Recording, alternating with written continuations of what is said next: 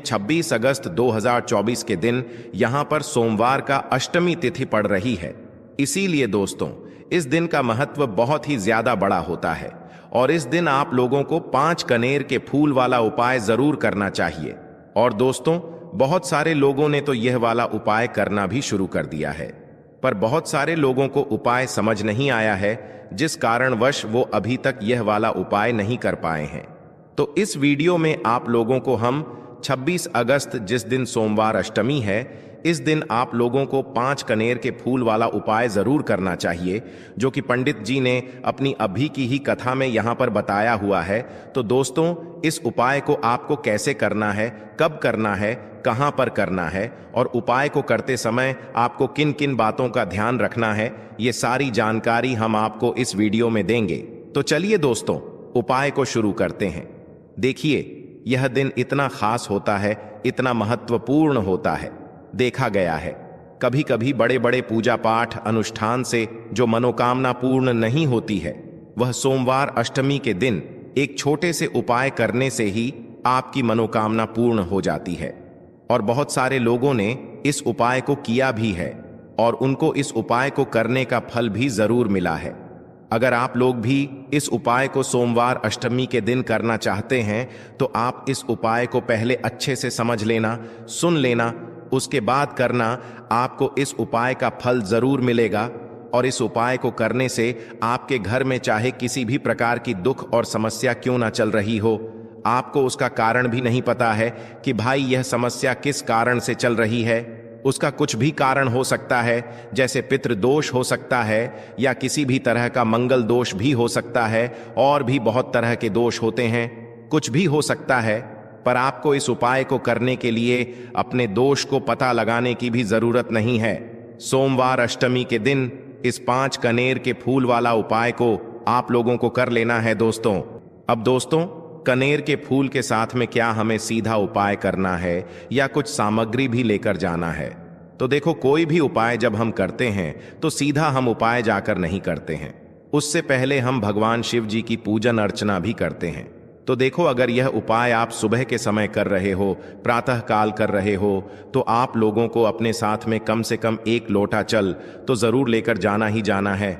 सोमवार अष्टमी का दिन रहेगा, वैसे ही माताएं बहनें अपनी पूजन सामग्री लेकर जाएंगी, तो उन लोगों के लिए कोई दिक्कत नहीं है जो प्रतिदिन शिव जी के मंदिर जाते हैं या सोमवार अष्टमी के दिन अपनी पूरी पूजन सामग्री लेकर जाएंगे। भाई, वो वैसे के वैसे ही लेकर जाएं।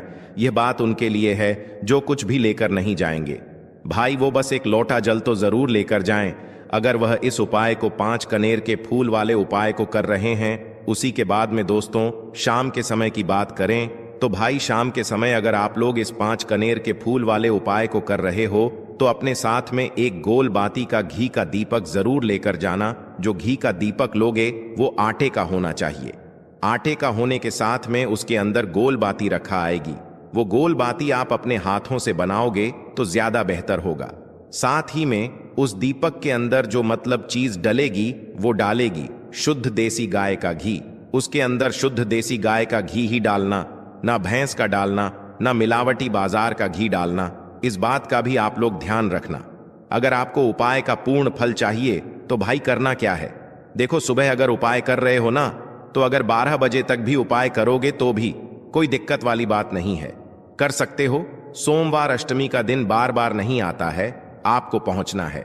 सबसे पहले तो अपने घर के पास में जो शिव मंदिर हो, शिवालय हो, जहां पर शिवलिंग विराजित हो, वहां पर आप लोगों को पहुंच जाना है। अब वहां पर पहुंच करके सीधा हमें जाकर उपाय करने लग जाना है। नहीं, आपको पहले अपना शिव जी के मंदिर के अंदर प्रवेश करना है, भगवान शिव जी के दर्शन करना है। पहले आपको अपनी अपनी पूजन अर्चना करनी है। जैसे कि 1 लोटा जल जो लेकर गए हैं, भाई वो 1 लोटा जल चढ़ा दें।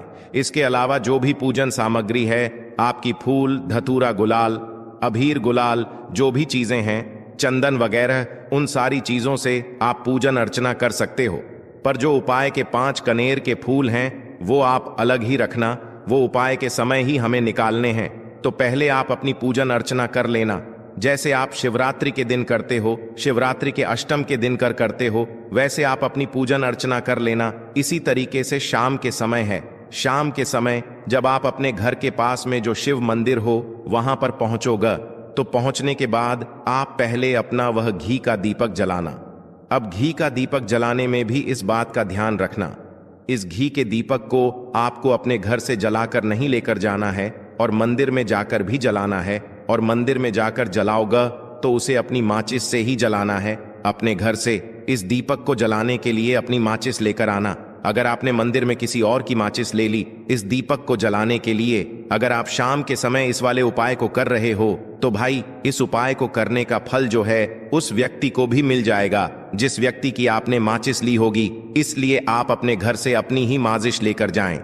उसके बाद में दोस्तों आप लोगों को एक बात का और ध्यान रखना है कि जब आप उस दीपक को जला दो, जलाने के बाद उस दीपक से आप चाहो तो आरती भी उतार सकते हो, अन्यथा कोई दिक्कत वाली बात नहीं है।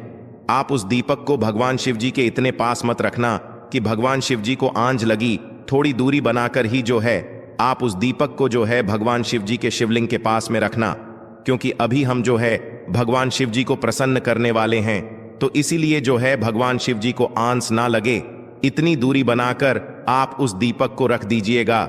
जैसे ही आपकी पूजन अर्चना हो जाती है आप जल चढ़ा देते हैं, सुबह के समय गए तो जल चढ़ा देते हैं, पूजन अर्चना हो जाती है, फिर आप उसके बाद में भगवान शिव जी की शिवलिंग के पास में कहीं पर भी बैठ जाइए, सामने बैठ जाइए या आसपास बैठ जाइए। उसी तरीके से शाम के समय है, दीपक जैसे ही लग जाए तो भाई आप अपना उपाय को यहां पर कर सकते हैं, और उपाय को करने से पहले आप अपने वह 5 कनेर के फूल निकाल लीजिए, क्योंकि अब हम यहां पर उपाय को करने वाले हैं।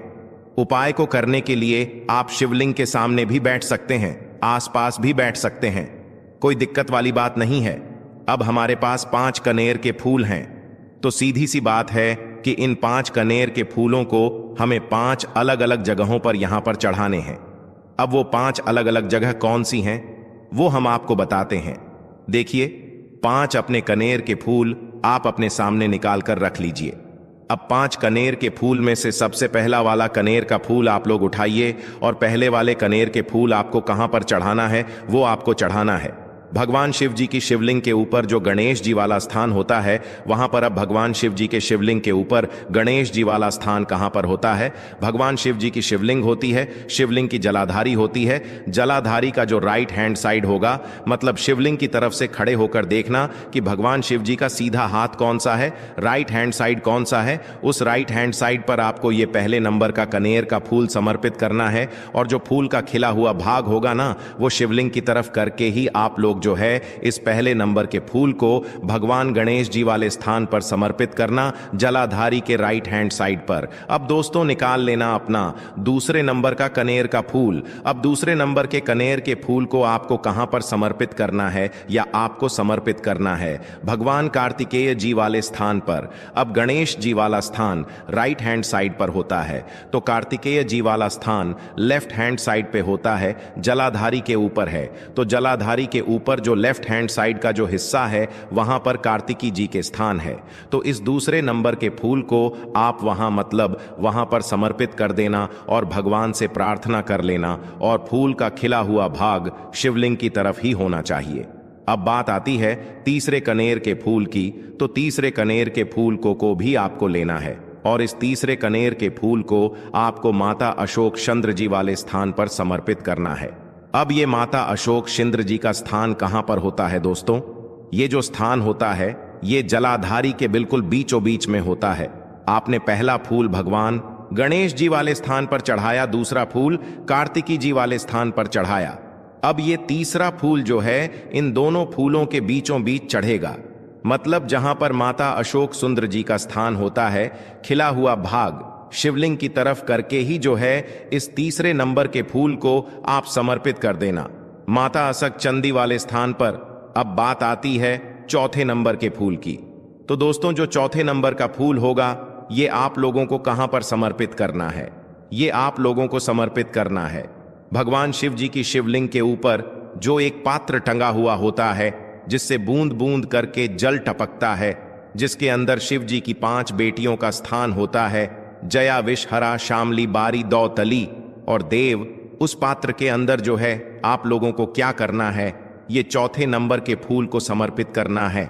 अगर किसी कारणवश आपका वह पात्र जो है, शिवलिंग के ऊपर जो पात्र टंगू होता है जिससे बूंद बूंद करके जल टपकता है, वह पात्र उपस्थित ना हो, तो आपको क्या करना है कि शिव जी की 5 बेटियों का नाम लेकर जया, विष, हरा, शामली, बारी, दौतली और देव का नाम लेकर जो है इस चौथे नंबर के फूल को आपको जलाधारी के ऊपर ही कटी शिवलिंग का जो कटी भाग होता है, मतलब जलाधारी के ऊपर ही जो भाग होता है, वहां पर समर्पित कर देना इस चौथे नंबर के फूल को।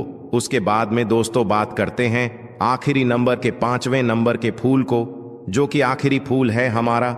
इस 5वें नंबर के फूल को आपको क्या करना है, अगर आपके मतलब जिस मंदिर में आप गए हो वहां पर अगर त्रिशूल लगा हुआ है, तो भाई त्रिशूल का एक मध्य भाग होगा, जहां से वो त्रिशूल के 3 भाग निकले हुए होंगे, तो आपको वो त्रिशूल का एक मध्य भाग देख लेना है। उस मध्य भाग पर आपको इस 5वें नंबर के कनेर के फूल को छुआ है, स्पर्श कराना है, और स्पर्श कराने के बाद इस 5वें नंबर के फूल को आपको क्या करना है, भगवान शिव जी की शिवलिंग के ऊपर समर्पित कर देना है।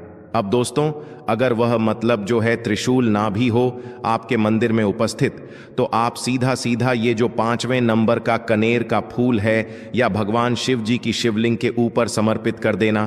बस ध्यान इस बात का रखना कि जो खिला हुआ भाग है फूल का, वो सामने की तरफ होना चाहिए, जलाधारी की तरफ होना चाहिए, और डंडी का जो भाग है वो शिवलिंग के पीछे की तरफ होना चाहिए फूल की। तो इस बात का आप लोगों को ध्यान रखना है। जैसे ही आप लोग को ये 5 फूल समर्पित कर देते हैं, वहीं पर भगवान शिव जी के शिवलिंग के पास में बैठकर जो है हाथ जोड़कर विनती कर कर अपनी वह मनोकामना बोलना, जिस मनोकामना के लिए आप लोग यह वाला उपाय कर रहे हो, अपनी वह दुख और समस्या बोलना जिसके लिए आप लोग अपना ये वाला उपाय कर रहे हो। अपनी किसी भी एक मनोकामना के लिए ये वाला उपाय करना, 2-3 मनोकामना एक साथ मत बोलना, कोई भी एक मनोकामना बोल देना। अपने 5वें नंबर के फूल को चढ़ाने के बाद और चढ़ा दो तो भाई 2 मिनट भगवान शिव जी के नाम का जाप कर लेना। उसके साथ में दोस्तों आपका ये उपाय यहाँ पर पूर्ण हो जाता है और आप अब भगवान शिव जी के दर्शन करके उनको धोख देकर अपने घर पर वापस जा सकते हो। इसी के साथ में दोस्तों इस उपाय को करने से आपको बहुत ही बड़ा फल मिलेगा। आपकी मनोकामना बहुत ही जल्दी पूर्ण होगी और आपको इस उपाय को करने का फल भी बहुत ही बड़ा होकर मिलेगा।